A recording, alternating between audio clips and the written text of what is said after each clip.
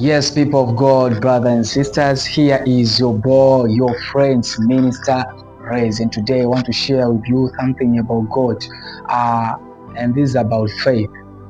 Many people have faith to speak, but few have faith that produces results. So, as a man of God, I urge you, don't settle for faith that only makes declarations.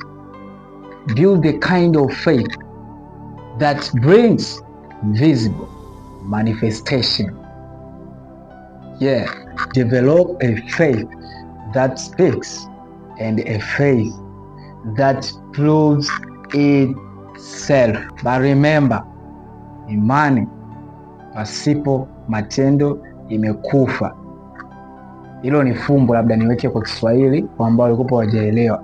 Hilo ni fumbo, niweke kwa Kiswahili kwamba Biblia inasema hivi, imani pasipo matendo imekufa. Maana yake there are two types of faith, kwamba kuna imani ile ya matamshi kwamba nitafanya kitu fulani, nitajenga, nitanunua gari au nitafikia level fulani, but when the Bible says pasipo matendo, mean that kuna aina nyingine ya imani ambayo sio imani tu ya matamshi, ni ile imani ya kuumba vitu katika ulimwengu wa roho na kuvifanya viwe physical, yani mtu aweze kuviona kama macho ya damu na nyama, viwe manifested.